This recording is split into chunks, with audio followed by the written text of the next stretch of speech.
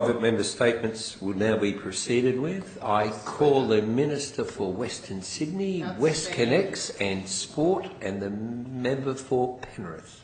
Thank you, Mr Speaker. And I know that you represent a growing community, and so do I. And Penrith is one of the fastest growing communities anywhere in New South Wales. And whilst that growth is also bringing with it a number of fantastic employment and job opportunities, it's important to say in the House that Penrith now has an unemployment rate of 4%. That's 1.9% below the national unemployment rate. I talk to businesses right across my community on a daily basis.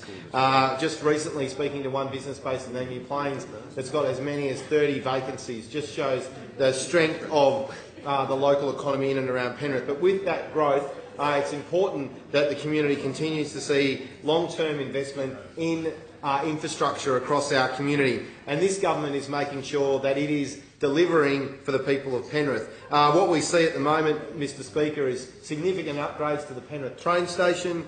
We've got 430 spot car park currently under construction. That's got lifts, it's also got CCTV, fantastic lighting. We're also have invested in interim car parking to make sure that we displace the least amount of people during that construction stage.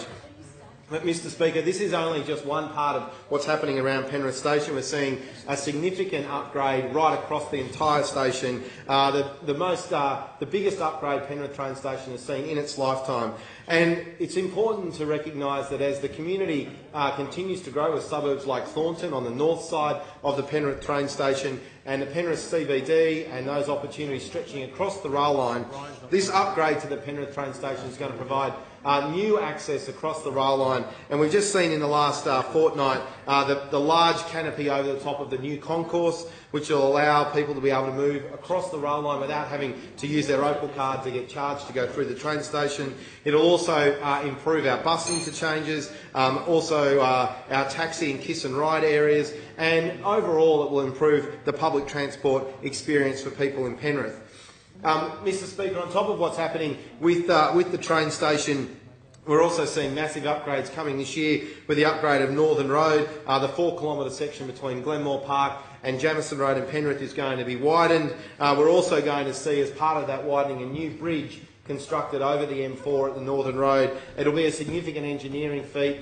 This bridge was constructed 40 years ago in the early 70s, and it's well and truly outlived its purpose. It needs to be bigger and larger to reflect all of those additional cars that are coming in and out of Penrith.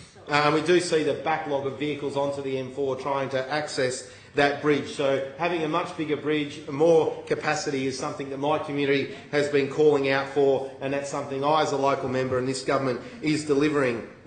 My community is also a significant beneficiary of the work through the New South Wales and Commonwealth Government's Western Sydney Infrastructure Plan, which is seeing over $3.6 billion invested across our community.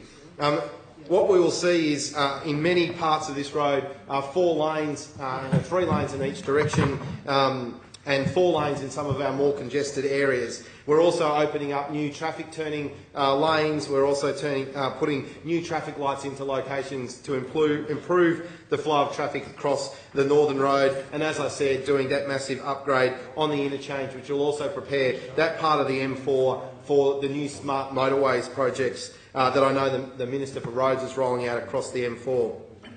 And it's not just the major motorways that are getting the upgrades, but also the residents of Glenbrook and the Lower Mountains have been calling on for improved interaction with traffic signals around Glenbrook. And what we're also doing is investing in a new set of lights at Ross Street at Glenbrook, which will allow for a safer entry into Glenbrook and also an exit out onto the Great Western Highway.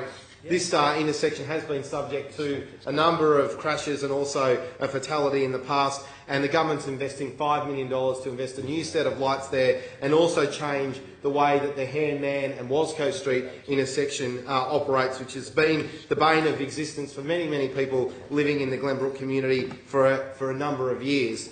We're also upgrading Mulgoa Road. We're well through the design phase of the James Street and Mulgoa Road upgrades in and around the train line. This is a heavily congested area of the Penrith road network, and we're widening that. It's a $70 million project that will reduce a lot of the flooding and also allow more cars to come through. And this is on top of things like the $576 million investment in the Nepean Hospital and the construction of the Nepean Green Bridge, which is something I committed to when I first got elected to this place.